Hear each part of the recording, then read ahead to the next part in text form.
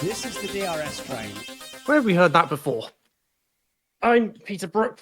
I'm joined by Ciaron Smith, Ace Shield, and Nedzo's F1 Gridbox, and you're listening to the DRS Train podcast. So, Dutch Grand Prix. Not the best way or the most exciting way to bring Formula One back after the summer break, but if nothing else, we can say McLaren at least clearly does have the fastest car now, and so that could make things interesting. Yeah, absolutely, Peter. Good to be back with you and everyone else today.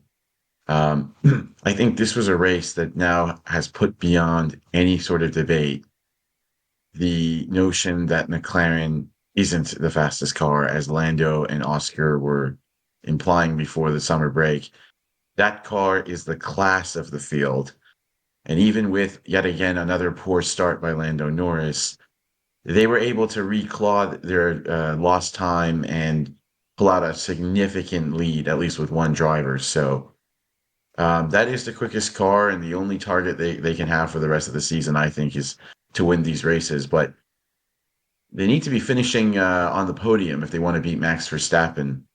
But they have the car to do it. I mean, what a dominant performance that was after the first 18 laps by Lando. I agree with Peter. This was a disappointing race to come back to after the summer break, especially after Belgium, which was very interesting. This one, in comparison, really lacked the strategic factor, in my opinion. Yeah, I mean, usually a race around here is obviously the race right around my birthday, and I'm used to it being Spa, and it's usually the race after the summer break since up until a few years ago, and it was really exciting. Now, Zandvoort for me is just not really a good circuit. It's too short for modern F1, and the fans are decent. The fans have a good atmosphere, but I think we need to replace it. Maybe not directly with somewhere like Germany because of geographical factors. Germany's usually before the summer break, or even the new race in Kigali. But yeah, it's just a bit of a naff track at the moment. Hold on. I got one thing to say to that, Ned. So that's a really interesting take, and I respect that a lot. But don't you think there's some unique element to the Zandvoort track with the banking and everything like that? Don't you think that's hard to replace? I'm not saying, I'm not just wondering what you think. It's a novelty, but it's not enough of a novelty to be able to stay in F1, in my opinion. Like, there's certain tracks that have gone off the calendar in recent years that have novelties. Like, France has the blue and black runoffs where it blinds you if you look at it for too long and stuff like that. And they're like, it's a novelty to have a banking, and it's a very good idea. So some other circuits where it's hard to overtake should incorporate it. But yeah, it's just a bit naff, in my opinion. I don't really see how we can really improve Zandvoort unless I know that most of the old layout of the circuit is now like a hotel, not a hotel, but like some sort of housing, like some sort of residential area. So I don't think that's possible. But if they were to change the circuit similar to what it was in its old guise with a bit more safety, I think it could produce better racing. It's an interesting circuit, Zandvoort, because it's for some people it does seem to be falling into the kind of Monaco category that they just want to get rid of it because it doesn't produce good racing. I mean, it produces good racing when it rains. I like the circuit for its aesthetics because, yeah, unique location being built in the sand dunes right by the sea. I like that it's so heavily banked and cambered because it kind of feels like the middle sector is very much like a roller coaster, I think, with the cars going through that. And again, it's an historical circuit because it was one of the first ones to appear in the 1950s. It was used on off until the 1980s and then came back. So it has that vintage factor. It can't necessarily be accused of being a Tilkodrome. But it just is the case, and we saw it today, that overtaking is too difficult because there's only realistically... I mean, we saw overtakes in 3 corners today, probably, and almost all of those overtakes came at turn 1. I actually think the track is fine. It works. It does what it's supposed to do, and the races are fine. It's just that in this year, this race was disappointing because McLaren now is the clear class of the field with a considerable margin over everybody else, and that means the victory is already known.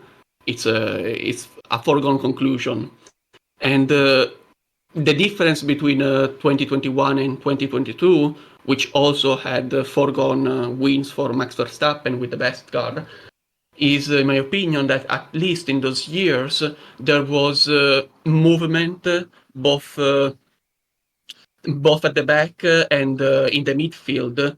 Back, I mean, behind the first place, and also in the midfield. This year, not as much, and definitely not on the level of Spa or on the level of the last 8 races, basically since Miami.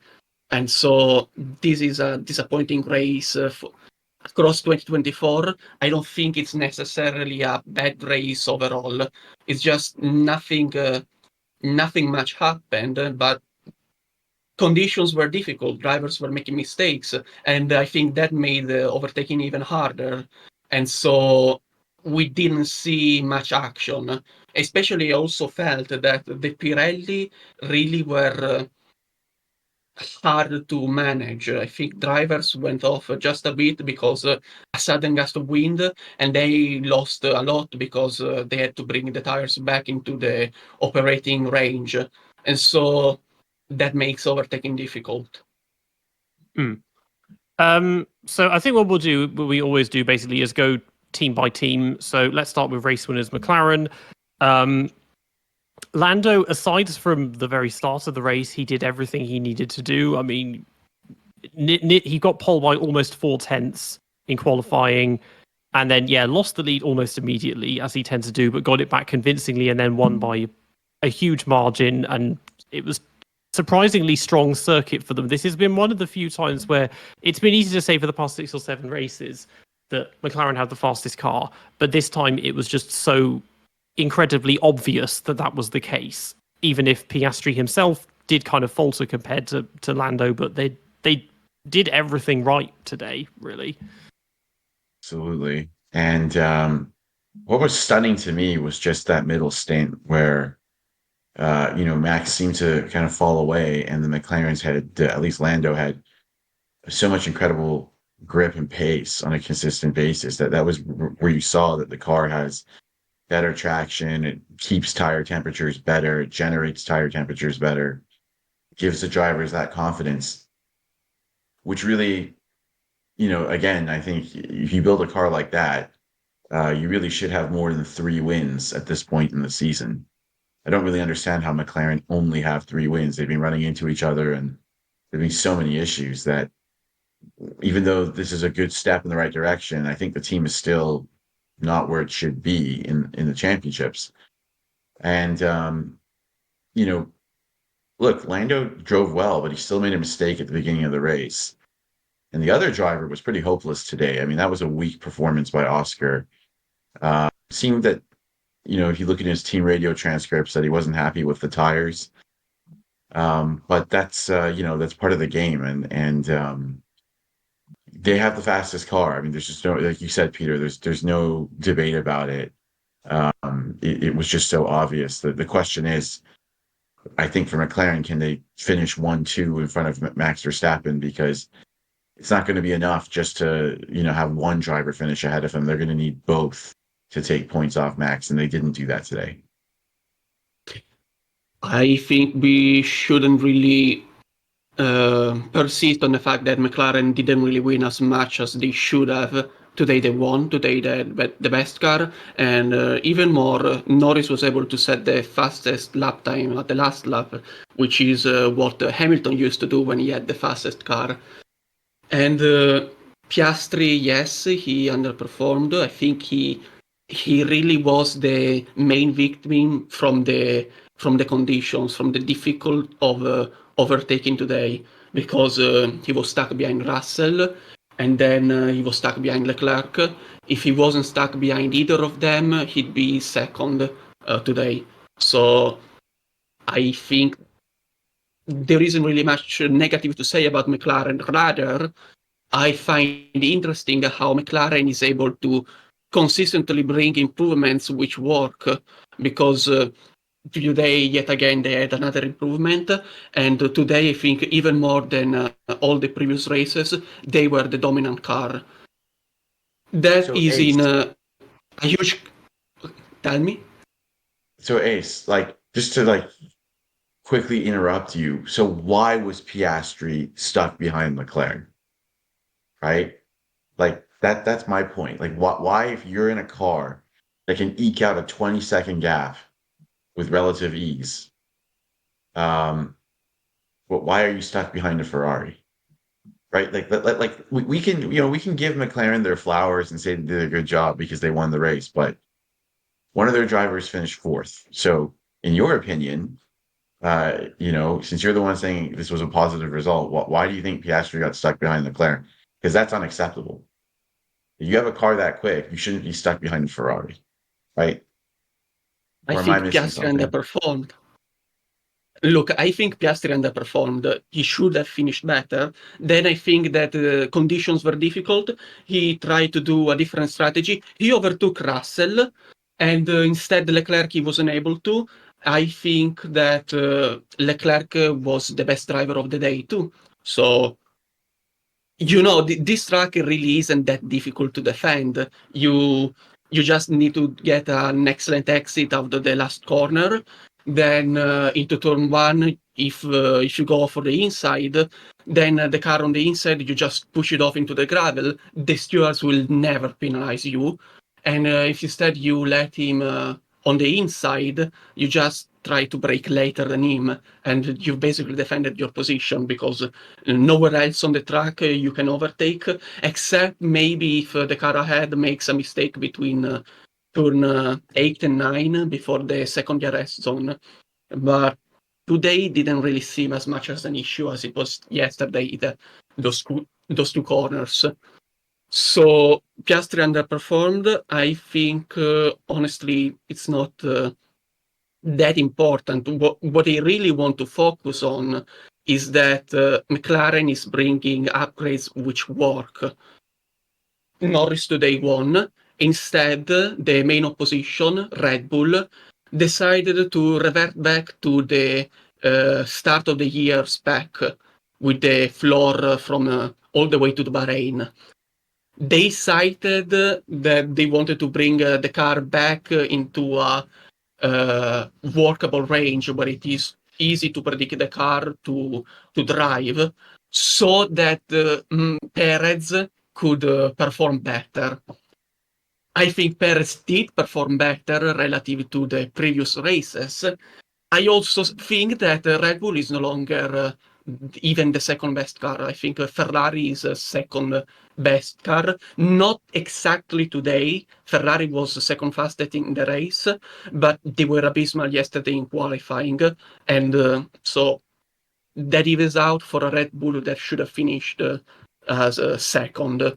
And Max Verstappen did finish second, and Leclerc finished third. It was the maximum after a day in which the car really struggled in qualifying.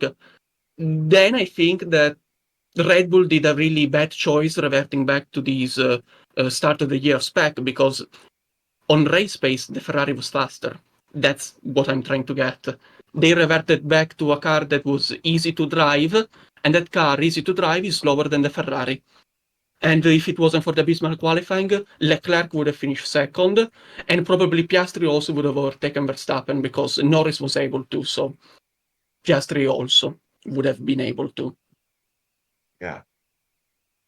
Before Nedzo, before you jump in, I just wanted to say I'm looking at the updates McLaren brought, and actually, it's amazing that anybody thought anybody else would even challenge for this race. They brought a new front brake scoop, a revised front suspension, a revised floor edge, a modified rear suspension, a new higher downforce rear wing, and a new higher downforce beam wing for both drivers. That's incredible. And this actually goes back to something I tweeted out the other day. That Rob Marshall signing last year was brilliant. That man is a genius. And I really think he's showing that, he may be like the class designer in Formula One at the moment, because like you alluded to, every update they're bringing seems to be working, and they're bringing lots of them all the time. So while Red Bull are literally going backwards, and the other teams aren't making up ground. So it's seriously impressive, and no wonder the other teams are trying to copy McLaren's technical structure now, as we've seen with Alpine and others. So When you look at this, actually, it's hardly a surprise. They dominated. Amazing. Yeah, I mean, I'll tell you what really surprises me is, well, not surprising me. I think surprise me is the wrong word, but now how they're starting to focus on Perez. That for me is a weird thing because obviously they're obviously trying to make sure they seal the constructors championship, because I think with less than 10 races remaining in the constructors at this point, unless Verstappen finishes second in every race now, which I don't think he will, even if the McLaren is faster, I think Lando will make one or two mistakes, more so than he did today. I think Verstappen will get the Drivers' Championship. I think he'll just about be able to keep it if the Red Bull remains to be at least second quickest. The one thing I'll say, because Perez is the thing that's holding that team back, and they need to try and win the constructors because that's the thing that the team most care about. I think genuinely, the Drivers' Championship is just a bonus for any team. Really, they always want to get the constructors because it's a prize money thing and it's whatever and that sort of stuff. I think what Red Bull are trying not to do is they're trying not to do a Benetton 1994 where they just slip and slide with one good driver and have the other driver just suffering. Because when you have two drivers who are at least competitive, like Norris and Piastri, like we had with Hill and Coulthard in '94, it just doesn't work. I want to add on what you're saying, Neds, though. So yes, what you say is completely correct. I also think that Red Bull is preparing for Baku and Singapore, and they expect to do very well at those two races as a team because they believe that Perez is competitive at those tracks and he will perform. So they're just getting the team, the car, the driver ready to do very well at those two races and then see how the situation is. They expect also that McLaren will at some point later on in the year screw up some races and they won't win despite having the best car, or that Piastri and Norris start to take points away from each other.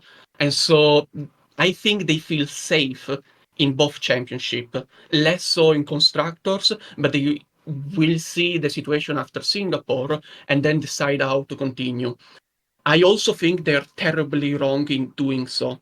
I don't think Verstappen is safe because you cannot be safe unless you have mathematically won the championship if you don't have the fastest car. And Verstappen at this moment doesn't have the fastest car and is fighting with the third and fourth fastest car to finish best possible, which is the worst way a driver can the worst situation a driver can be to defend the championship. So McLaren have today, they've taken 15 points out of Red Bull's constructors lead. So that's now down to just 30 points. So that's basically good as dead at this point. I think it looks like McLaren are taking it, especially if Perez continues to just not really improve much. But the drivers, Max now has a 70-point lead. We have 9 races remaining.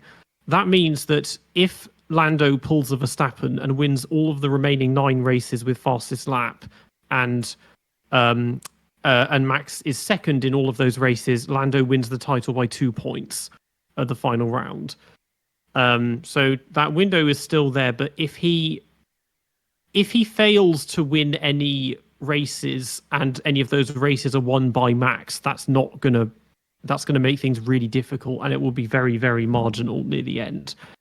But he has a very big mountain to climb if he wants to take the driver's title. And all you'd have to say is it would be just a colossal fuck up by Max to lose it with the way he started the season. But then it's augmented by how long this season is. Because if we're on race 15 now, 20 years ago we'd be finished in like 2-3 races time, and he'd be safe. But not that's not the case anymore because we're doing this for another 3 and a bit months still to go. Because for some reason there's another 1 month gap in October, so we get like an autumn break. But for Red Bull themselves, yeah, today obviously just not the fastest car. Maybe the gap will be a bit less in future races because this is quite a unique circuit in terms of design. Checo was better in that he was actually in the top 8 for once, and he was running with everybody, and he finished 17 seconds behind Max, which by his standards is kind of all right. And Mercedes both pitted for softs and couldn't catch or pass him. So yeah, today it was just okay, but this by his standards is amazing, but it's just completely average. He was nowhere near beating Max at any point. Yeah, he's the only guy from the top 4 teams right now that hasn't won a race, and that's because he's just not quick enough. I mean, I don't know why Red Bull are even investing in trying to make the car better for him. I don't think he has the speed to do anything. I think they'd be better suited to just try and tailor in the car around Max so that Max can at least win like 3 or 4 of these remaining races and give himself a buffer to lose the remaining ones to McLaren and still win the title. I don't think it's a smart strategic decision to focus on a driver who's clearly past his best and doesn't have the speed to make a difference. In that way, then Max suffers, and then Sergio isn't really making any incremental gains. So that's my take on it. A lot of people might disagree with that, but Perez's pace is just.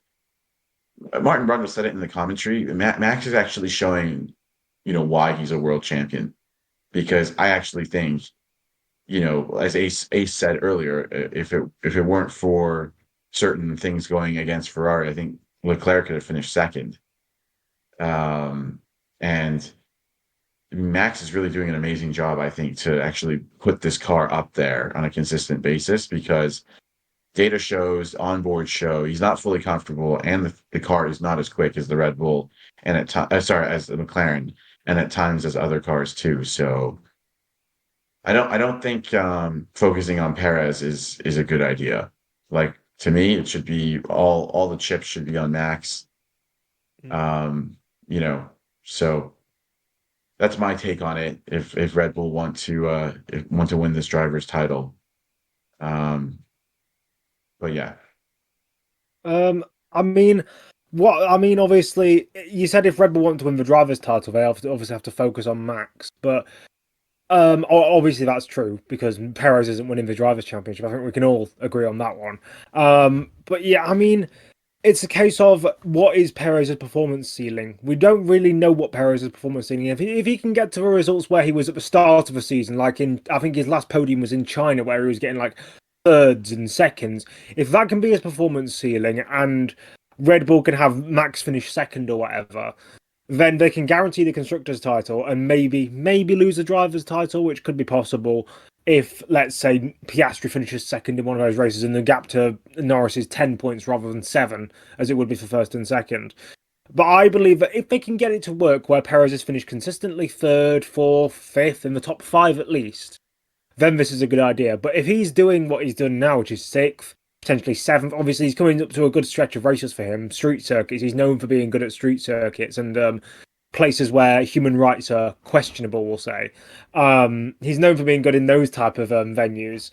But yeah, as long as if he can get a podium or two, then and just stay around the top 5, then it's a good idea. But if he's gonna do what he's done in the previous, like what he does is he has a good race, gets like 3rd, and then he'll get knocked out of Q1 in the next race because he makes a mistake, and then he'll fight back up to 10th, and then he'll have something else. If he can be consistent and actually consistently fight for top 5s, top 6s, then this is a good idea for Red Bull. But if not, this is a terrible idea, and they need to focus on what works, which is Max. And if they focus on Max this season, they'll win the title, the drivers that is.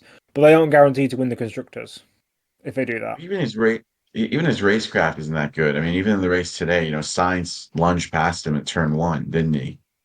And at the end of the day, the Perez doesn't really show anything in any area that suggests this is a good idea. I respect what you're saying, so I think it, what you said makes sense, Netzo. Honestly, it's just personally, I don't see it, because in every area he seems to be losing out to his direct competitors. Yeah, and why waste the resources there? Max won the constructors' title by himself last season, so he doesn't need Perez. And they just need to unleash Max's speed, and I think that'll do the job. But we'll see what decision they take and how this plays out. I mean, there are several differences between this and 2023. Obviously, the car last year, Max won the constructors on his own because it was 5 million thousands of a year seconds faster than everyone else. But yeah, I mean, it's a tricky situation because it's a risk. If you focus on Perez, you're taking a risk, because if you take the risk and it doesn't work, you're stuffed.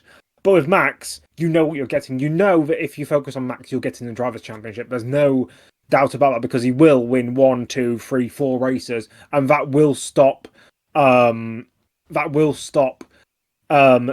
from winning the title. But constructors wise, you'll need to focus, because obviously, if let's say it is Verstappen, Norris, Piastri for the rest of the season, obviously McLaren are going to pull ahead and just dominate. But if it can be Verstappen, Norris, Piastri, Perez, or Norris, Piastri, Verstappen, Perez, they've got more of a chance. Absolutely. Absolutely. So why don't we transition this also to some of the other teams, because Red Bull really Red Bull and McLaren, they we've kind of touched on their races, and we can go into more detail, but I was very impressed with the Ferrari drivers today. From their execution to the defense at the end by Leclerc against Piastri. I think Leclerc did a very good job, and Sainz had a good comeback too. Good pass on Perez, as I mentioned earlier. Any thoughts from the team here? I mean, what did you guys think about Ferrari? I think surely Leclerc was one of the best drivers today. I already said my opinion. Leclerc was the best driver of the day, but not just of the day, of the race weekend. I think that it really was that he was fastest, because Sainz wasn't much slower either. The real point is that he really pulled off a master move in the one pit stop of the race, because he was running fifth. He was behind Piastri, unable to overtake him, and Piastri himself was behind Russell, who was doing all right on the mediums. Then the Mercedes completely fell off on the other tires, but that's for later. So what did Leclerc do? He did the undercut to overtake Russell. He made it work. And then he was able to keep Piastri behind once Piastri was catching up to him with 9 laps younger tires. And also, he was gaining on Verstappen at the end of the race. He finished 2 seconds behind Max. So yeah, I think he was on top of the car. I think he really managed the race very well. And there really isn't more to ask of him. That was enough to get a perfect race. So I give the driver of the day to him. Then there's Norris, who had the bad start, and it's a tie with Verstappen, that he also did a perfect race. I just didn't like his qualifying. I think he should have been closer to Norris, and he got to start on the front row anyway, because the other drivers underperformed more than him in qualifying. So it's Leclerc, and then a tie for Leclerc and Verstappen, in my opinion, as a top 3. But I already said too much. And Sainz, instead, he finished 5th. He drove a good race, but honestly, the only car that he had a merit in beating was Perez, because the Mercedes were nowhere today, and it's his own fault if he qualified 11th and got knocked out in Q2. So I've not much sympathy for Sainz. He did drive well, but it's his own fault if he's only 5th. Yeah, I think with Sainz, and this was the same thing with Lewis, them being out of position. I mean, they were out of position because their race pace was far better. Yesterday was a bit funny because it had been wet all weekend until qualifying, and then we had a track that was just very rapidly developing, and so you had to be careful about when you didn't go out. But yeah, during the race itself, again, because it wasn't the most eventful race, I ended up not paying a huge amount of attention to positions in a lot of cases, because I was making a tyre strategy table on Excel, and so I was paying attention more to pit stops than anything else rather than position. So when we got near the end, and I was like, hold on, how is Leclerc 3rd? He, for a lot of the race, was actually matching Lando's pace, just like 30 seconds behind him. So he did do very well when he's had a lot of pretty rough races recently. And Sainz, to go from 10th to 5th and held off, got past Checo, held off the others. I mean, so all around a good race for them when they've been fairly weak, and for the past few races have often been 4th fastest. Today they were looking more like 2nd fastest. Yeah, I agree with that. That's impressive stuff by both of them. And they called the strategy right, unlike Mercedes. I thought Mercedes had a very strange race because Hamilton had a good fight back, and Russell's pace wasn't bad. It was just, I thought the timing of their pit stops at times was a little bit odd. Any thoughts on that, guys, before I jump further into that? I mean, I personally thought Mercedes didn't have great strategies today, but would love to hear your thoughts on that. So I give kudos to Russell. He did a good job in qualifying. Still think he underperformed, but honestly, there wasn't any position on the table. And Hamilton instead got knocked out in Q2 and also got the penalty for impeding, which for some reason was very controversial in the community. I think it was just very obvious it was a penalty worthy. And in the race instead, I felt like the Mercedes were competitive on the medium tires. So as long as Russell kept the medium, he was fairly fast. And then they switched to the hards and they were nowhere. Just nowhere. Absolutely nowhere. They just fell down the field, down and down. Sainz was gonna catch Russell, and then Perez was also gonna catch Russell. So they had to pit both of them to put them on the softs, and they couldn't make up the time for the second pit stop. And even more, Hamilton was very close to Russell towards the end of the race, just 1 second and something behind. So it's hard to understand if Russell underperformed today during the race. So I think the Mercedes this weekend was very troublesome, a troublesome car, which worked way different in different conditions, way more than all the other cars. And that's a common trait the car had throughout the year. So there will be better day for Mercedes. I don't doubt that. You think that George's strategy made sense, though? I mean, it seemed odd that they pitted him for softs near the end again, don't you think? I mean, is that just because they had a free pit stop, or maybe because they wanted them to get by Perez, so they thought maybe George could give Lewis a tow? It was a little bit odd because So, that gave Sainz that track position, right? Because even okay, though Sainz passed Russell, they might have stayed ahead of Perez. You could argue that. I don't know if that's true, but it was an odd call, I thought, to just pit Russell at the end there. If you know what I'm talking about, right? When they pitted him for softs. yeah, I They had a free understand. pit stop, but that doesn't mean you should always take it. That's all I'm trying to say. Okay, I don't think they had a free pit stop.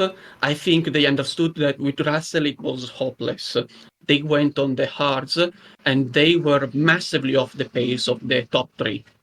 So he was going to get overtaken by Sainz and then he was going to get overtaken by Perez. I think Mercedes understood it was an inevitability. And so the medium worked, but they only had one and they had already used it. The hard was not working, so they put Hamilton on the soft to see how that tire worked. It worked.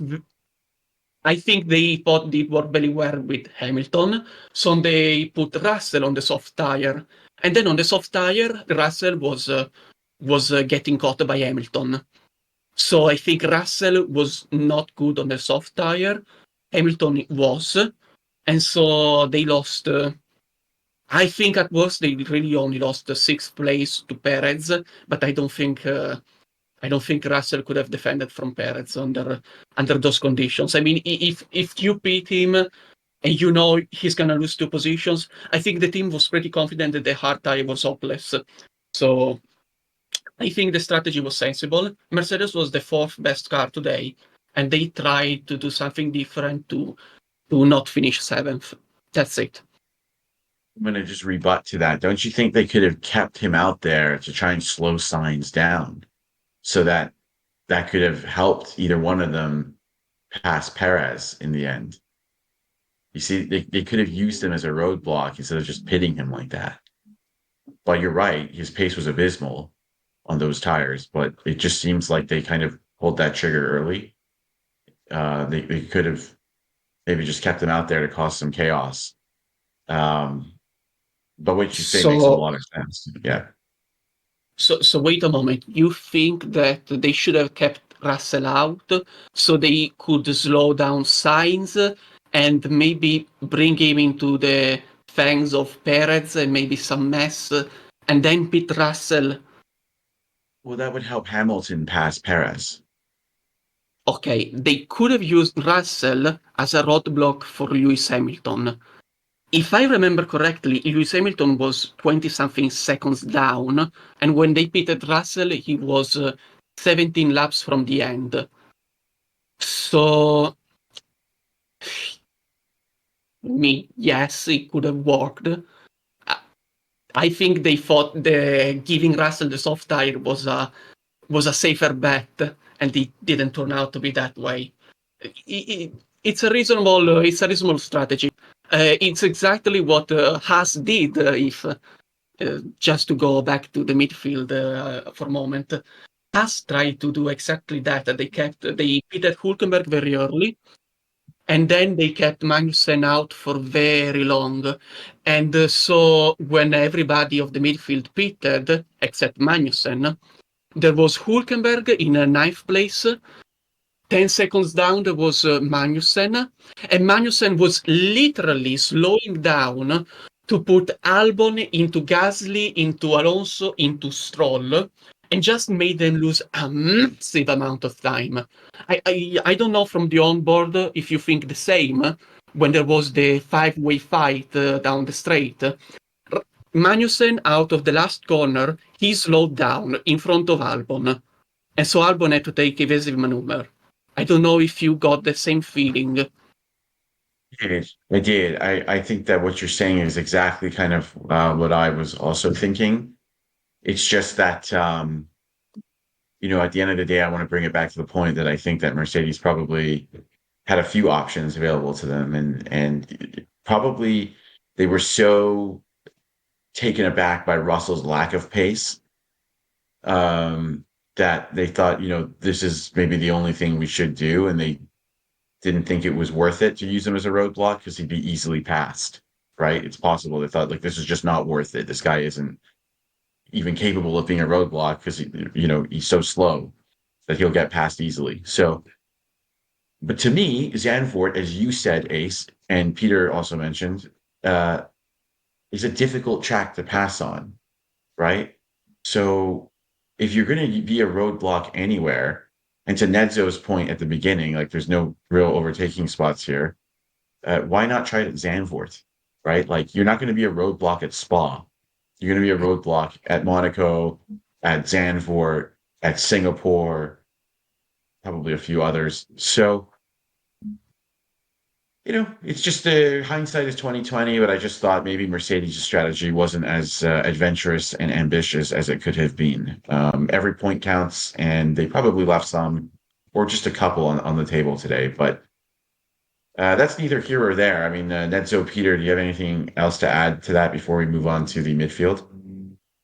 Well, with Lewis, I can see the logic because he was in 8th and on old hards, surrounded by other people on old hards, big gap behind. Might as well pit him without him losing positions because then he's got clear air and he's on much newer, much faster tyres. So I think their assumption was he would be able to catch and pass the people in front. I can only assume that's the same with George, even though they willfully sacrificed 2 positions for him, but then it ended up just their logic was, okay, well, they probably will pass us anyway, but this way we've got a fighting chance of getting back ahead of them and staying ahead of them because their tyres are going to be dead by the end when they're going to be like 40, 50 laps old or whatever. And that just did not work. So Hamilton didn't gain or lose anything, but George ended up losing a lot by this. Just one thing about this strategy. So Haas had the highest top speed yesterday in qualifying. I assume they also had the highest top speed today. So being a roadblock is much easier if you have an Haas than if you have a Mercedes. That's the last point I bring up about this discussion, because at the end of the day, you make an excellent point. It was a viable strategy. Absolutely. So let's move on. Unless one of you guys has anything else to say about this, because Nah, we're beating that horse to death 5 times over.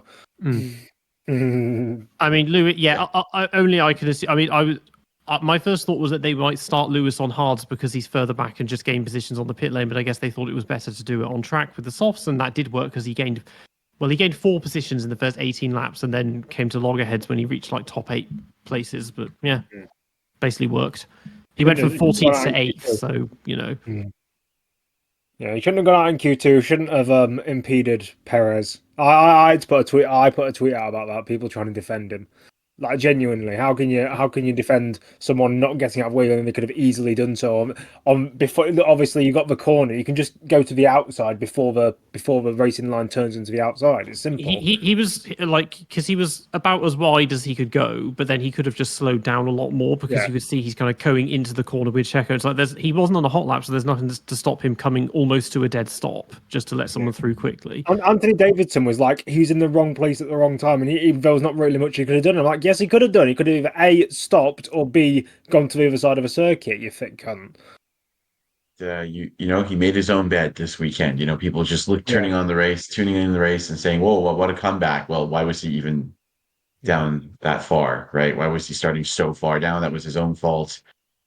And he only has himself to blame for that. So that's Formula One. That's racing. What's also racing is when you outperform your car, as Pierre Gasly did today. What do we think about that? What a drive by Gasly. Pretty sensational in my books. Ace thinks that Leclerc was the driver of the day. Fair. I think another contender for that is Pierre. He drove the wheels off that car, didn't he? Didn't he make a move around the outside of turn 1 on one of the Ferraris, or was that something else? That's the only thing I remember from him this race, because I wasn't really paying attention. He defended against Lewis, trying to pass him on the inside. Oh, okay. Yeah. He had an amazing start. Now, Ace can probably talk a little bit more about Pierre's start, but he made up some good ground, mainly because the people in front of him ran into some trouble. People were blocking each other, and he capitalized. Ace, I don't know if you wanted to kind of elaborate on that. So I want to elaborate, and I need also to talk about the other teams. So yesterday in Q3, got of the midfield cars, an Alpine, a Williams, and both Aston. So we should remember what's the order of the midfield. There's the Williams, who brought the new upgrade package, a massive one, and we immediately saw it. Albon was very competitive. He was very competitive all throughout qualifying, all throughout the weekend. And he qualified 8th, which it is a reasonable position in Q3. There were both Aston, which all throughout the year, they have always been stronger in qualifying than in the race. So already seeing that Alonso barely qualified ahead of Albon already suggests that the Aston wasn't the best midfielder this weekend. And then there was Gasly. Gasly did an excellent job to qualify into Q3. His Q2 times was very good. And I think he screwed up Q3 because he did 2 laps. The first one was on old tires, and the second one on new. He didn't improve. So he got to start 10th. Albon got disqualified because the floor was too big or other stuff. So the Albon and the Williams got taken out of the equation. So it was basically a straight fight between the Aston and the Alpine. I think that they were equal, as in Aston was better in qualifying and the Alpine was better in the race.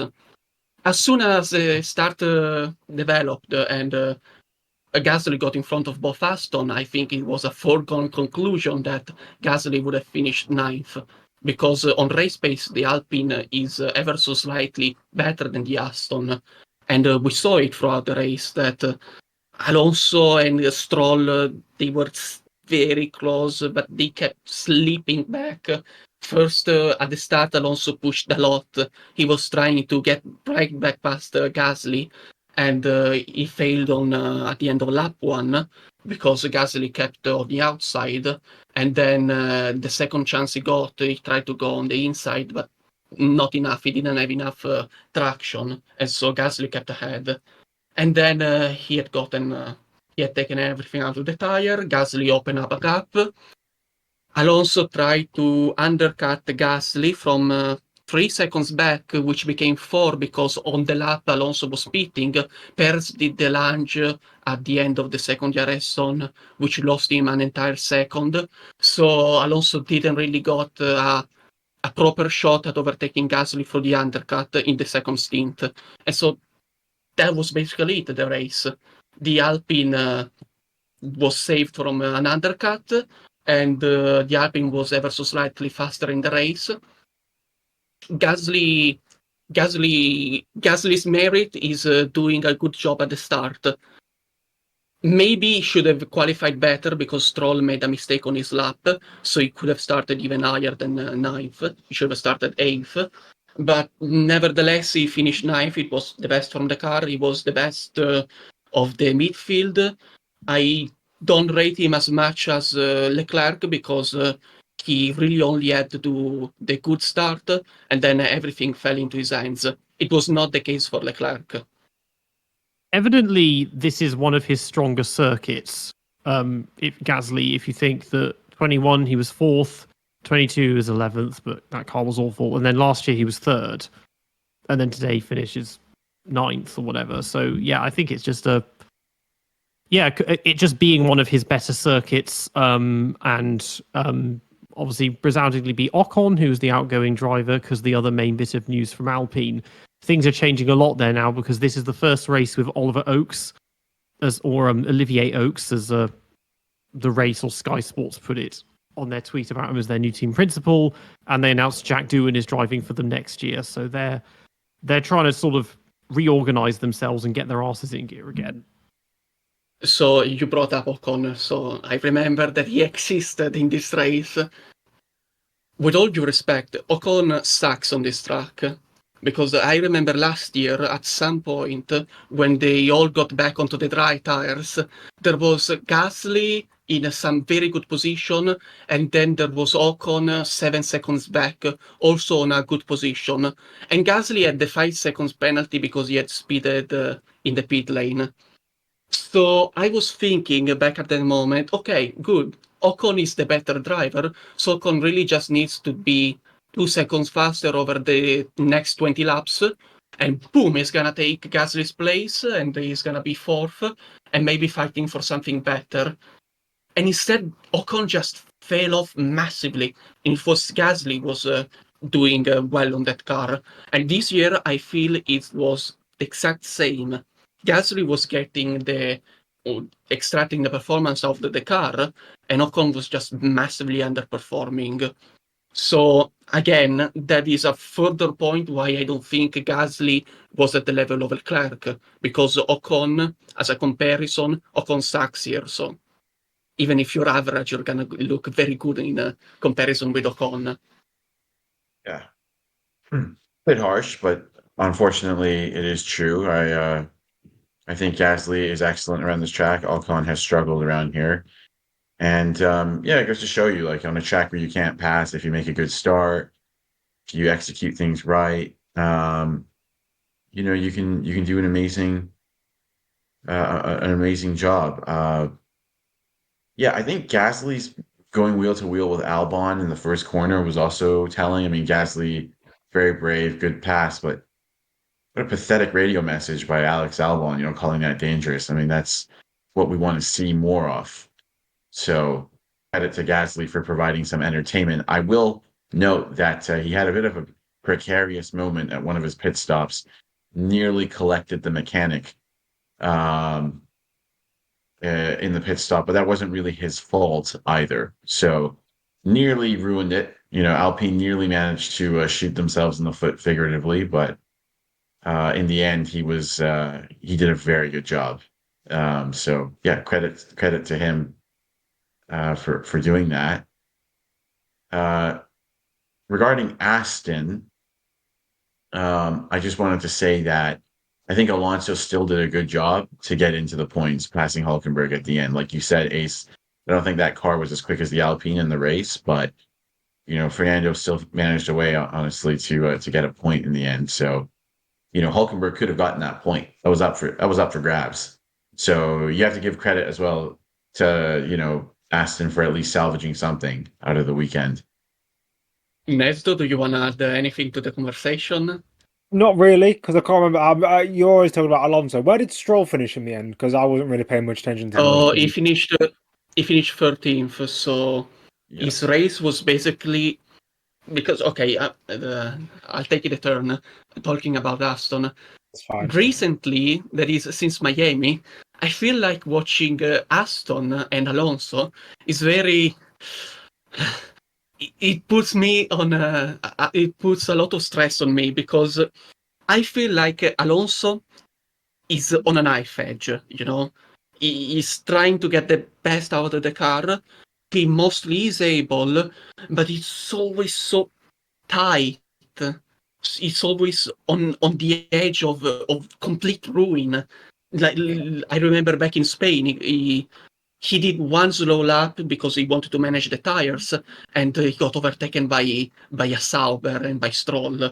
And later on in the race, he easily got past them because he managed the tires and they didn't. But that compromises your race. And today was the exact same. At the start, he got a good launch, but then Leclerc came over to him, so he switched to the inside, but not really the inside because he saw Stroll and didn't want to close him and risk a crash. So basically, he was sitting in the middle with nowhere to go. So Gasly got around the outside. So Alonso understood that either he got back past the Alpine immediately, or he was screwed. He wasn't going to beat Gasly, and so he just pushed a lot. He didn't overtake Gasly, as I already said, and that really killed his tires. So he slipped back into Stroll and Hamilton. And so if Stroll had gotten past, that would have compromised his weekend because then also Hamilton would have gotten past and he would have lost 5 seconds just because he tried to attack Gasly. And he barely avoided that because for 2 laps, Stroll got to 1/10 behind, but didn't launch on the inside, and so Alonso stayed in front. And then later on, after he had managed his tires, he started to pick up his rhythm, and then he finally opened the gap to everybody to the back. Stroll had kept up with Alonso until lap 40, something like that, and then Stroll simply fell back. Alonso was able to overtake Hülkenberg because Alonso saved the tires.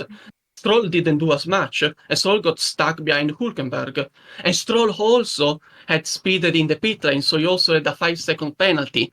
At the end of the day, we see Alonso finishing 10th and Stroll finishing 13th. You think, okay, Alonso was clearly better. It was not the case. At so many moments during the race, Stroll would have gotten past Alonso, and I think it would have compromised both of their races. And just barely avoided that. And that's basically the same feeling I'm getting since Miami at so many races. And so the Aston really must be a hard car to drive because it really is barely better than midfield. I don't think Alonso was particularly good today because he could have finished 9th and he didn't because of the start. And being better than Stroll really isn't much of a merit, is it? So Yeah, that's a good my point, opinion. Ace. That's a good point. I mean, Alonso is also clearly frustrated, and we know sometimes he doesn't always drive as well as he can when he's frustrated. I'm not suggesting that he isn't. I'm just saying driving well. I just think that he's clearly frustrated after the race. He made a big scene. He went behind the McLaren car and he was like trying to look under the McLaren and like for a good 2 minutes, just kind of standing there looking at it. And I think he's sending a message with that. He knows the cameras will pick that up saying, wish I was in that car. That thing's a rocket ship. I'd be winning the championship in that. And oftentimes when these drivers do that, they look at the car. It's like they're trying to send a message more than actually trying to get data. As far as I know, Alonso has no engineering expertise. So, it's just a sign of, I think the team has made some exciting behind the scenes moves, allegedly, but right now I think they're not where they want to be, and they have two frustrated drivers. So all they can do is try and salvage the points and try to keep improving, because like you said, Ace, it's not a great situation, and I'm sure Fernando is just not thrilled at where they are. He's consistently been saying that, you know, he thinks they should have done a better job, given that, all the other teams have improved and Aston haven't. So that was that. Unless anyone has anything else to add on that, maybe we can move on to the rest of the teams on the grid. I have one last thing to add about Stroll. I think this weekend for him was lost potential, because all throughout qualifying he was clear of Alonso, and I was actually surprised. I thought that in Q3, if he'd have hooked up his lap together, I think he could have got a top 5, and that would have surprised people. Maybe not to maybe top 5, top 6, that sort of range. And I think had he done that, his race would have gone differently, because if he had track position, Netherlands is obviously a good track for track position. He would have been able to maybe not be a rolling roadblock per se, because I don't think he was that slow in the race or in any form. But he could have been a hindrance, you can say, to the guys like Russell, like Perez, like Hamilton, trying to either make their way through the field or maintain position. I think that he could have done something well, but it's just, he just needs to.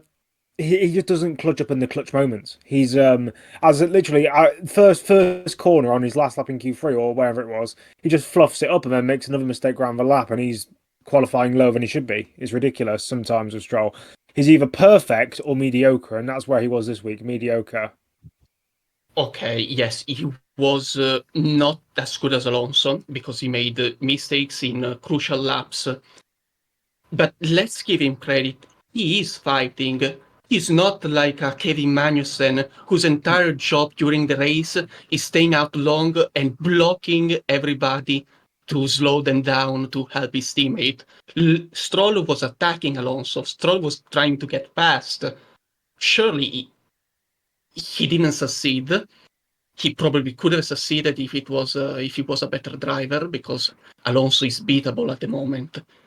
And at least let's give him credit that he is fighting, he is pushing, he's trying to fight Alonso. So there are worse drivers on the grid. That's what I'm trying to say. Yeah, Alonso he's basically driving the car on its limits in a similar fashion to Leclerc, but because he's not Leclerc, he doesn't crash all the time. At this race last year, of course, he finished second, and it was one of his best opportunities to actually win a race. But at the moment, it's not. Things are just kind of okay. They're in almost exactly the same position that Alpine were last year now. But now that it's looking increasingly likely that that's where Adrian Newey might go, assuming he goes anywhere, they could be in the prime seat come next year or the year after. I mean, I think he wouldn't be. Next year's car wouldn't have much of Newey's input, but come 2027, assuming Alonso is still here when he'll be turning 46, that could put them in a very, very fortuitous position. Okay, last thing on Aston Martin. I think their game plan right now is 2025. I don't think they care about not finishing ninth today, and they don't think Alonso really cares also about not beating Gasly. He tries during the race to get the best possible. Today he didn't succeed, but at the end of the day it really doesn't matter. What matters is helping the team to get a good 2025 car, and because it would be really what's the word in English?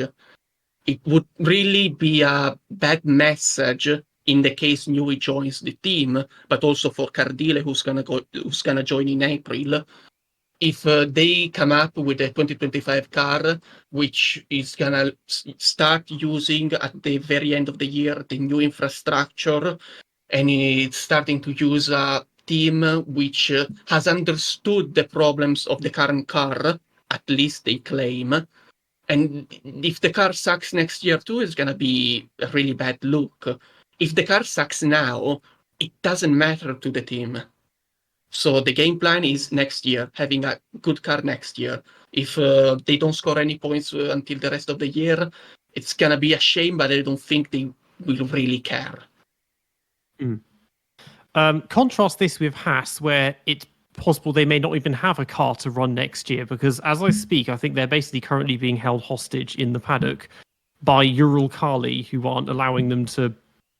They're trying to seize components because they haven't paid them, or something along those lines, and so they've been having a bit of a mare this weekend, even though the race was reasonably good for them. But that seems to be coming back to bite them now, and could cause problems again in the future. Yesterday, an article from Formula One, the Italian website, claimed that yesterday Haas had paid Uralkali, and so they were no longer hostage to the Dutch authorities. So they were gonna be at Monza next Sunday. At least that's what the Formula One claims. I mean, I'm seeing from motorsport.com that at the moment they can't leave the paddock because they haven't paid Uralkali. Yeah, that's the latest, that they're expected to still be here overnight because they have Uralkali hasn't confirmed payment yet, right? Like, at the end of the day, that is a disaster for Haas, and I'm sure Ocon is probably annoyed looking at that because he probably didn't realize the extent that was still a problem for Haas. But the official news as of now is that they actually haven't. The payment hasn't been made officially yet. The stench of Steiner is still lingering there. Can I just ask them? This is getting more into the politics side, but how are they going to pay Uralkali? Because they're Russian, they've been sanctioned. They're not allowed to. From what I know, the minimal knowledge I have of politics, all their assets are frozen. They can't give them money. I mean, I think they're sanctioned in the sense they can't leave the country or whatever for business, but I don't.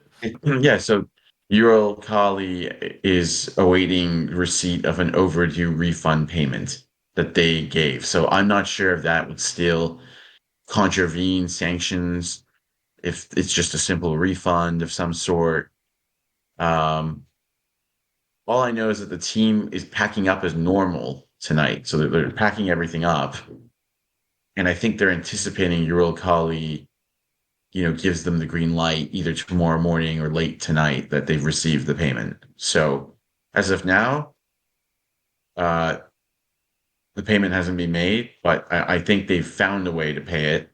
And there are multiple ways to do that, even if the traditional financial mediums are not available because of sanctions. So they should be able to do this. It's just ridiculous that they have to do this. I mean, it doesn't look good, right? It looks unprofessional, and I'm sure Ocon is, going to that team next year thinking, I hope this is all over and that there's no more of this going forwards, because it's not a good look for the team at all.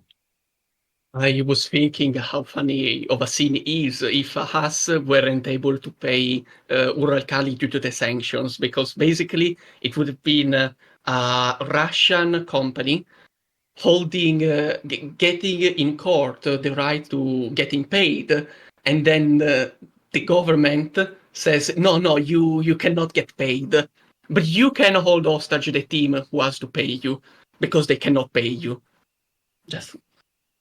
I think it was pretty obvious that there was a way to make the payment. So otherwise it would have been such a bureaucratic mess, honestly. It's interesting that even though they're sanctioned, they can still make claims to the Dutch court. That I don't understand. Because I thought sanctions meant that you don't have access to those kind of European outlets. But that's neither here or there. Bottom line is, it looks like they've made that claim. And hopefully Haas will make that payment. I don't think any of us want to see Haas, stop right now and fold for the rest of the season. More cars, I think, right now, the better. But the sad thing is that, Haas have been so mismanaged in the past that they're at this point. This isn't really Ayao Komatsu's fault. This is Gunther Steiner's fault. And People should just take note of that before they start lambasting Haas. They IO, he's still unproven, but he's trying to clean up the mess. So when this news broke, I originally thought that maybe the Flav was behind it because we've seen reports that Mazepin is trying to basically get back into F1 via the back door and join Alpine. But although having said that, both their drivers are locked in next year. But I looked at this, it's like obviously we know in the past that he's absorbed Ligier and tried to destroy Minardi basically in Benetton, and so maybe this is his subtle way of allowing Mazepin to get revenge on Haas or whatever, or try and sort out some kind of deal with them. I don't know. I mean, speaking of the Alpine second seat, this is one thing we haven't really talked. We briefly mentioned Jack Doohan, didn't we? But I don't know why he got that seat. Like, at the end of the day, he got, what was his best result was like third in F2, and he's not competed at all this season in any series. I don't think he's deserving of that seat at all. I think that Paul Aron deserves that seat way more because he's proven himself, like, rookie season in F2, second place at the moment in the standings, was leading it for a long while. Meanwhile, Jack Doohan, he's got a couple of wins here and there, but he's just air. Like, there's nothing to him. Like, he's literally like the I'm trying to think of an example of another. He's like a more watered down version of Robert Schwartzman or Callum Eilert. Just really nothing there. I don't see why he's got a seat. Well, he's got that seat because for the past 2 years he's been their test reserve and simulator driver. So it's how the pipeline is supposed to work, and this is how things used to happen. Barely 15, 20 years ago, it used to be the case that you'd have a test driver for a year or two, and then if someone else gets kicked out, you put them through. It's not very fashionable these days, it seems, to give seats to your own juniors and just swap them around with other teams. So I at least commend them for doing that properly. I mean, he might flop and be like Norberto Fontana for all we know, but it's how it should be done, because at the end of the day, Paul Aron is not one of their juniors and he has no connections to that team. I'm not sure if he's ever driven a Formula One car either. He never did with Mercedes or anything. It is similar. I mean, Schwartzman has suddenly come back into the fold because he did FP1 with Sauber this weekend, and he's been just a ghost for the past 3 or 4 years because he's been that Ferrari reserve but not done anything with them. Callum Eilert, He did FP1 last year, didn't he? maybe only at the end of the season because they suddenly crammed all their juniors in at the end because they were contractually obliged to, not because they actually wanted to. So, but with Callum Eilert, his F1 journey ended when Humpty Dumpty came along. But I've never seen a driver so set up for Formula One that never actually got to race in Formula One, because he was a junior for Red Bull, then for Ferrari, then for Sauber. He was a reserve driver for Ferrari. He did FP1 sessions with Alfa Romeo and possibly Ferrari as well. And all of this stuff, and and then he came back 2 years later as a reserve for Miami 1 year because he just happened to be in town for Alfa Romeo, and he never got to drive in Formula One. And he did FP1 sessions with Haas as well, and it just never happened. And I've never seen someone else get that close to Formula One and have it not happen for them. It's just a bit of a shit situation, really. I think your point about him in his own, because of the pipeline, I do somewhat get that. It's just, yeah, I think it's a problem of Alpine don't have really many good junior drivers who really deserve to be in F1. I don't think they've got Doohan, they've got Kush Miney, who's going nowhere. They've got who else have they got? Victor Martins is just sucking way too often. Exactly, I forgot about him, and he's in F2 and he was doing good last year, and then he's just kind of being French and terrible as usual. He's got has he got one win in one sprint race this season? Something like that. I mean, Ace Shield's twin, Gabriele Mini, he's doing all right in Formula 3. But the others, like, what is it, Sophia Flörsch? I mean, she's been running around at the back of Formula 3 for years now. Yeah. Who are then the rest of them? It's Solov and people that are just too young at the moment. Yeah. I was thinking that if for the last 4 years no driver of the team academies ever got a chance into Formula One, maybe the reason was that the teams got their own drivers. They did tests. They know how good they are, and they understood that they weren't really up for Formula One, and so they kept getting the drivers from the other academies, because they don't have as much data on them, and so they're hopeful that they're better than their own drivers. So it really speaks to the lack of of good talent in the last 4 years, because if they were as good as good enough for Formula One, the teams would have put them in Formula One eventually.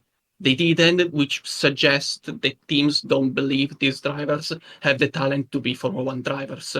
Now we have a new rookie in lineup coming up: Duhan, Berman, Antonelli, maybe someone else, maybe Lawson. There's so much driver market movement with how many seats left? Just 2 seats left. Something like that. Yeah, I mean, speaking of Lawson, probably should chat a bit about RB. Although from their weekend, there's not an enormous amount to say. I mean, other than Ricciardo didn't break his hand this time in the race. Tsunoda did a really questionable 2-stop that didn't work for him, and he just went backwards. Ricciardo was extremely invisible. And still, this weekend, Christian is still saying that he's contradicting Helmut, because Helmut is giving nothing but praise for Lawson, is saying he'll be in one of our seats next year. And then Christian's like, well, actually, no, he's not guaranteed a seat anywhere, because we haven't met our quota of, Mexican Red Bull caps yet or something. Yeah. I think the way to describe RB would just be just lying like there and thereabouts, meddling around the outside of the points and just not really doing anything of any note, really. Which team's next, unless anyone wants to add out? Just want to add 2 very, very quick things. So regarding RB, yeah, that situation's a mess, and there's clearly things other than driver performance dictating who gets what seat next year, which is a shame. And on Jack Doohan, I had like a 2-week argument with a F1 journalist called Mark Hughes about him. I didn't mean for it to get that out of hand, but it did. And Mark basically in the end said that Mark is a journalist that travels around and actually has access to like team data and team officials. He writes for motorsport.com, and he said the reason Jack Doohan was given this drive was his impressive free practice outings, as well as his good simulator work. So Jack was like a 10th off Gasly or something, or just a few tenths off in equal conditions in FP, and in a few free practice sessions that they tested him. I think in Abu Dhabi and somewhere else. So we'll see if that plays out. Other than that, I have nothing else to add. Other than when we speak about Williams, I want to just start off by saying that I find James Vales to be highly overrated so far. And I find Alex Albon to be soft. And I find Logan Sargent to be utterly useless and should also be replaced mid-season so that we can get a better benchmark of Albon, who I also think is somewhat overrated. So I just find his radio message where he called Gasly's move dangerous to be indicative of what I don't like about modern F1. Soft. Just soft. So, what do you guys think? Well, Williams, Sargent, the funny thing about his crash is that everyone could see what he did wrong. It was so obvious, the mistake, because he accelerated on wet grass and, destroyed the whole rear end of the car. I mean, I was looking at that thinking, new gearbox, new engine, new driver. That's what the car needs for tomorrow. It was almost instantaneously all the journalism outlets are saying, oh, Vowles has had enough and he's looking for a replacement. It's like, unless there's a mole in Williams, I think you're just making stuff up, because I feel like if he was going to replace him, he would have done it by now. Even though all he said was, this was a really bad time to crash because we bought new upgrades, which it turned out, guess what, were illegal, and ended up not benefiting them at all because Albon started behind him, having qualified really well. Because last year, this was one of their strongest circuits, and they had no clue why.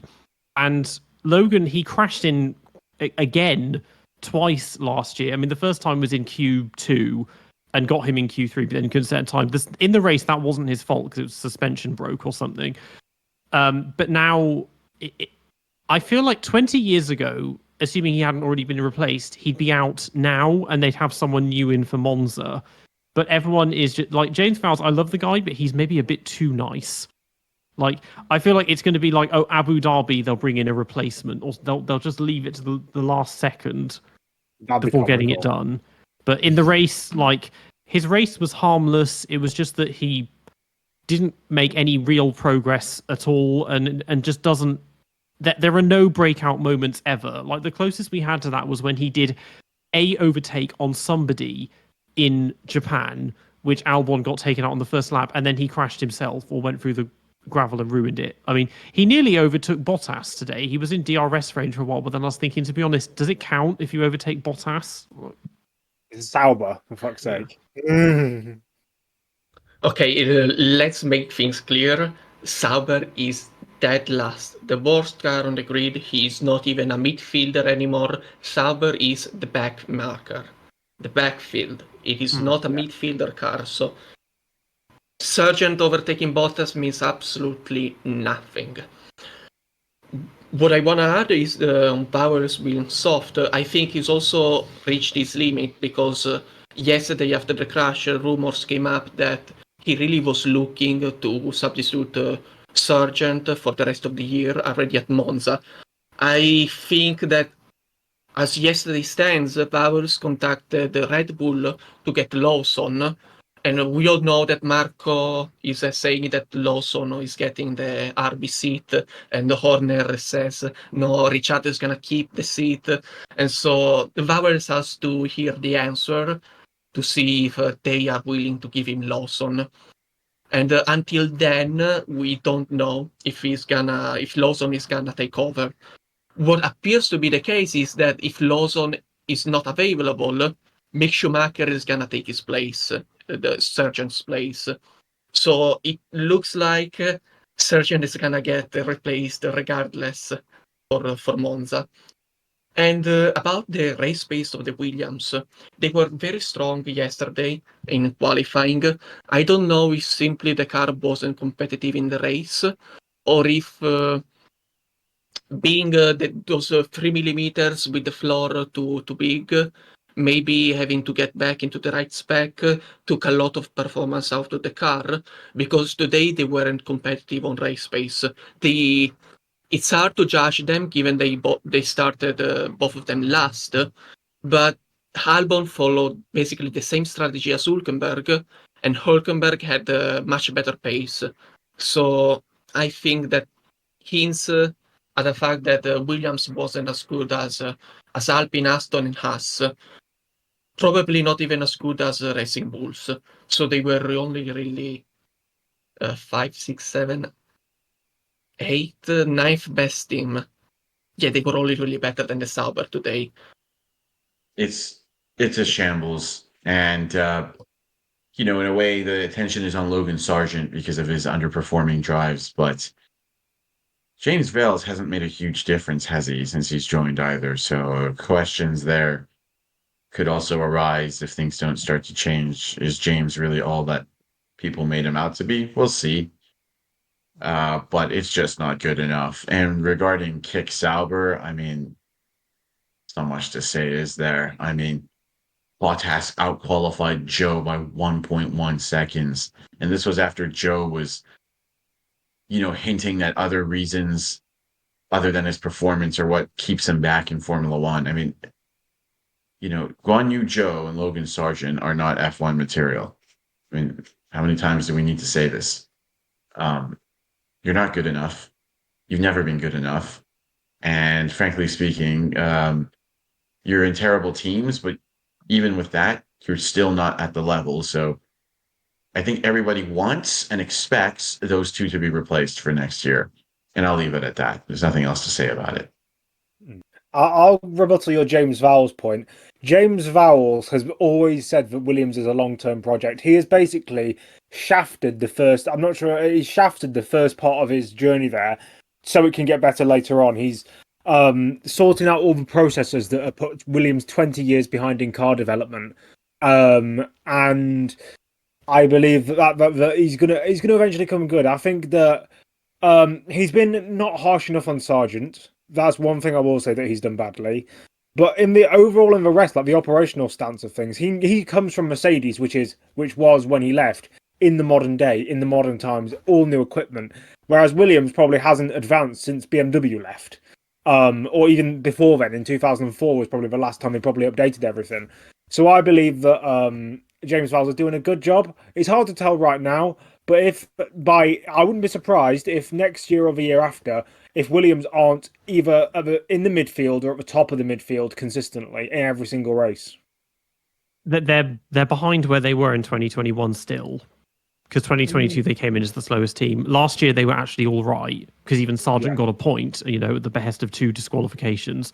But now they're much worse than last year. So and this is his second season with them, and they've only gotten worse. So there's my point. That's exactly my point, Peter. I mean, and I actually fully acknowledge what you said, Nedzo. I think maybe you're right, and your words will prove to be correct. But they've gone backwards. Right. Like one thing is like, okay, you stay where you are and then you think about improving in 2 to 3 years. In no part of any good plan is there, we need to become even worse than what we are. That's just not good management, frankly. Introducing an update only for it to be illegal. A better run operation wouldn't have done that. So I mean, sorry to be direct about it. I mean, I have no doubt James Vales is a brilliant human being. I mean, you look at his CV and you can't help but be impressed. But I think Logan is dominating the headlines, but we also need to keep an eye on James and the progress they're making there, because so far not so good. But we'll see what happens in the future. And people like him, and I like him this because of his honesty. He's at least forthright about, the car sucks and everything's really bad. Whereas compare that to Christian Horner, who is constantly talking out of his arse and can't ever be honest about anything, and never seems to be completely out of touch with reality. Whereas James is upfront about that, but it's just that now. I mean, when it comes to signing Sainz, I get with from Sainz's perspective, it's just any port in a storm. He's probably going into this, I think, with a bit of a oh God, what's his name? The Renault guy that got kicked out a few years back. Try. No, the team principal. What is his name? Poulier. No, the other one. Lauren Rossi. Unbeatable. Unbeatable. Cyril Unbeatable. Obviously, he was, praising Ricardo. He's like, oh, Ricardo's our project. And then Ricardo's like, yeah, see ya. And he's kind of talking that way that, oh, this is a great addition to the team. And it's like, there's only so much that Sainz is probably going to walk all over Albon, but even so, in that car, there's only so much he can do. And he's going to be out of there at the earliest opportunity if he gets a seat at one of the front running teams again. So it's not, Sainz being at Williams is not a long-term venture unless they suddenly become the team they were in the 80s and 90s. If, God forbid, they re-sign Newey, I don't know.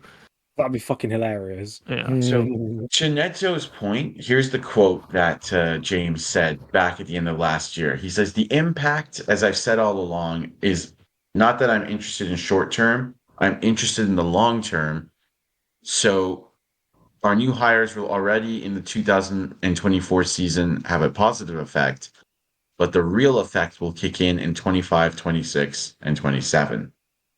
So we'll see. I mean, he's saying that there should have been some positive effect this season, but then he's saying the real proof of that will be shown starting from next season. So maybe we'll have to wait and judge him then before drawing too many other conclusions.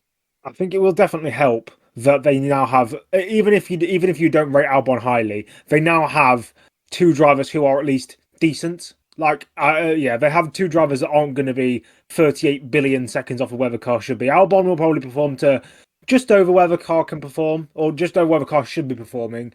And Sainz will probably perform 8 out of 10s, 7 out of 10s every single week, and you can trust him to go pretty decent the entire time, even if it's not putting in 100% effort, because he won't at Williams. Well said. I agree with that.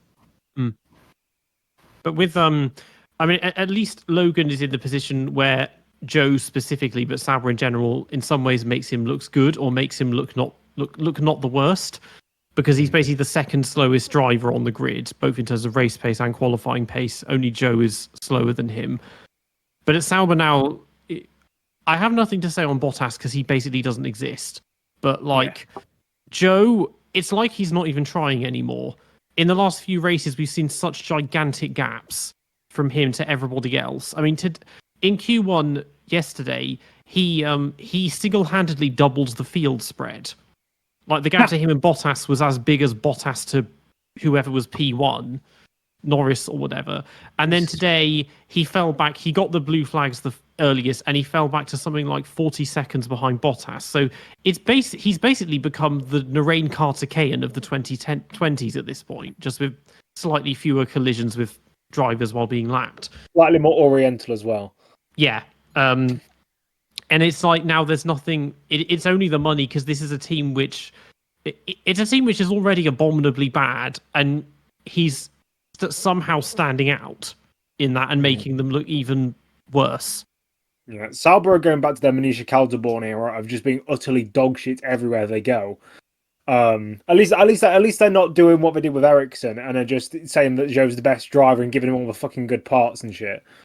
Is it next year or the year after they become Audi? It is next year, isn't it? 26. Oh Christ. Yeah. Because as I mentioned before, Schwartzman, which is a bit of an odd pick, was doing FP1 for them, and I guess they're trialing different people because there's still a seat next to Hülkenberg. But Schwartzman is a bit of an odd, similar, like you said, similar situation to do, and he's been out of the game for a while. But Ferrari Junior, Ferrari engines, there's that connection. Just anyone but Joe or Bottas at this point for me in that second seat. I think Bottas would be okay. He's got the experience, especially to develop the car.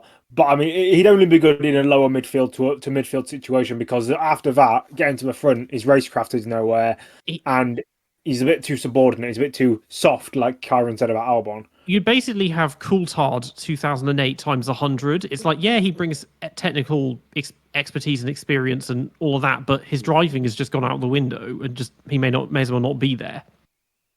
But, maybe we could get Magnussen. And just yeah, I think you're right. I mean, Bottas is, in my opinion, he's dropped off. It's surprising how many people still rate Bottas, though. Like in the paddock, the fans, it's odd, because I do think that he doesn't offer what a midfield team needs. Yes, he'll bring the car home, but he'll bring it home poorly, like slowly, and he doesn't fight through the field. He has fundamental weakness in defending and attacking. His racecraft, in my opinion, is poor, and it probably would be better suited to get a young driver who's a real talent in there, like a Bortoleto, for example, next to Hülkenberg, and really just start fresh, because I really think that this is one of the most boring driver lineups in recent history that I can remember. I mean, I'm trying to pay attention to them in the races, and it's like painful to do so, because they don't do anything. They don't even move, like on the number counter. Just you see them always in the same spot. So, I mean, I pay attention because I've been conditioned from all of my video research to always pay attention to what the back markers are doing. But it's just, there's nothing engaging, because it's like they're a back marker, but they're not like a proper back marker like Minardi or HRT, because this is a team that has been it has been a front running team as BMW Sauber in the past, and it has a history of always being just existing in the midfield and just being that team that's always in the midfield. And now they're not even that. So they don't, they're not like a proper underdog in the same way. Yeah. We're missing the character of the back markers. I remember when like Timo Glock and Giorgio Pantano were in Jordan, you know? I mean, that's a class lineup, even though that car was horrible in 2004. You know, and you had like drivers that were just out of their minds, like Gaston Mazzacana, who I respect, who would, you know, ignore blue flags on purpose, you know? So the thing is that when you combine such anonymity with such lack of performance, and you almost feel like, you know, you're being robbed of something, because those two do absolutely nothing. And one of them is quicker than the other one. So Bottas, you know, deserves some credit in that, yes, he's obliterating Joe in terms of pace, but that doesn't say much about Joe, and it doesn't say much about Bottas at the end of the day, because there's just no benchmark in that team, and they need to turn the page with both drivers, in my opinion. Start fresh. You've gotten Hülkenberg, and get somebody else next to him that's like a young, exciting talent. I think Bortoleto could be a great choice, and just move on. This is painful at this point, and anybody that dares say that Raikkonen and Giovinazzi were the problem, I hope you realize how wrong you were. Okay, this team has always had a big problem behind the scenes, and we're seeing it play out now with two sort of useless drivers. So, in a way, I'm not happy, but I feel vindicated because everybody was saying that now Sauber are going to start getting podiums and challenge for wins now that their two useless drivers are gone. Well, how did that turn out? Thank you. Okay, I've got a very difficult question for all of you. So Ooh. you can give your opinion. What do you think would be an even more boring lineup than Bottas and Joe? Boring. Across the Who's history of Formula One or with new drivers, Oh, you think? Thierry Oh, Boots, across he's the- got to be up there. Oh, any driver. Oh, Thierry any Boots, driver. he's got to Okay, be up okay. there. You take Okay, any grab of two drivers. any of two drivers. Okay, well you can grab Charles Peak. You know, drag him from Dams where he's running that team. He can be one of their drivers. Yeah. I'd say Thierry Boots, and I said it a couple of times. He was just really Oh, boring. no, He was come good, on. but he was boring. No, but Terry Bootson was a proper driver. You can't. He was good, but he That's just wasn't. He had me. no I mean, his character. haircut was criminal, but you know, his driving was fine. I mean, he had really weird. He wanted like a really stiff, like go-kart type car with a roll bar that doesn't roll at all, and that. Are we talking about boring in terms of driving abilities? Well, a as mixture well. of driving and just personality. Like they don't have a personality. They don't do anything interesting on track. Liuzzi, maybe Sutil. Maybe not Sutil. Oh, Actually, no early way. career. Those. Oh, No, no. I like those two guys. Yeah, and so Okay. Satil off track has done lots of very interesting things. So The rest of not them. him. Oh, Adrian The rest- Sutil is drama. I think he's okay in my opinion. Anyways. Who else is Rasta? really really forgettable though? Honestly, forget- it's got to be somebody like Bas Landers or Nicholas Chiesa or what's his name? The Oh yeah, guy who used to Chiesa, drive for yeah. Minardi. The guy who used to drive for Minardi in FP1 in 2004, Bobby or whatever his name was, Matteo Bobby. yeah, Oh, I know. Yeah, exactly. Oh, if we're extending this to people who were test drivers, you could throw in fucking Rodolfo Gonzalez or Ma Qinghua or something like that. I mean, close. Ho Pin Tung. I'm just listing Chinese drivers now. I'm going back to 2004 Minardi. You could go either Jolt Baumgartner or Gianmarino Bruni or Jimmy Bruni. Oh, they were fine. I'm gonna go with Jerome D'Ambrosio Oh and yeah, he sucks. Guan Yu Lucas Zhou. Pressel. That's the most boring lineup I could think of in the modern era. Just absolutely nothing there. Well, no. Charles Peak and D'Ambrosio, I think I'd see because obviously one of them succeeded the other as the second driver at Marussia. Neither of them did anything. Well, actually, I suppose D'Ambrosio, he spun in the pit lane and nearly killed all his mechanics. And then Charles Peak probably sabotaged the team to give Caterham 10th in the constructors. I've just taken that as a fact by now. I put it in all my videos. It's just a fact by now for me. Yeah, but those two, and also, Degrassi. they're at an age where you could say, oh well, let's give them. They're old enough. They're not too old that they couldn't theoretically drive again. Yeah. But yeah, I mean, Degrassi. Okay, he crashed on the way to the grid, and also now he moans endlessly about environmental stuff or whatever. But in general, he's an extremely boring person. Yeah. Right. Yeah, I'd go someone like Peak and D'Ambrosio would be an even less interesting lineup for Sauber. So it's about boring drivers. We've had a boring race. So yeah, think about tops and flops. Oh shit! Yeah, I forgot about that. My tops, I think it's easy that it's just the top three. Lando, Max, and Charles. They all did everything kind of within their drove within their capabilities of the machinery they had and everything. Yeah, I kind of maybe could squeeze Gasly in there. Maybe ahead of. I'm trying to think of who you put him ahead of though, because you don't want to kick either one of them out. It's a bit harsh if you want to do that. Can we have an honourable mentions? I mean, honourably, I guess Sainz is a good shout, or Gasly, yeah. Yeah. Flops, Zhou, definitely. Sauber in general. Sargent, just kind of there, I think.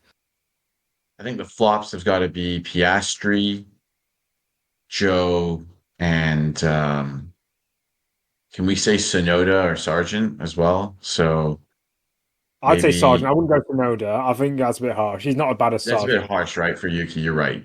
Good point, Nedzo. He just has a Let's crappy say strategy. Piastri, Sargent, and Joe. Those are my flops. Yeah. Mine are the same. Yeah. I'll just go with what you guys go with because it's they're all kind of anonymous. They're not really doing out. Okay, my opinion is Ocon, then Sargent, then Joe. Because Piastri at least overtook Russell.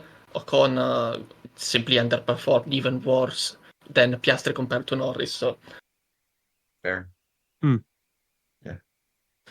Yeah, well, I suppose after the 4-week break, only 1 week until the next race, Monza in a week's time, completely different circuits, should offer a very different kind of race and hopefully a good one from a circuit that everyone loves. Yeah. Okay then.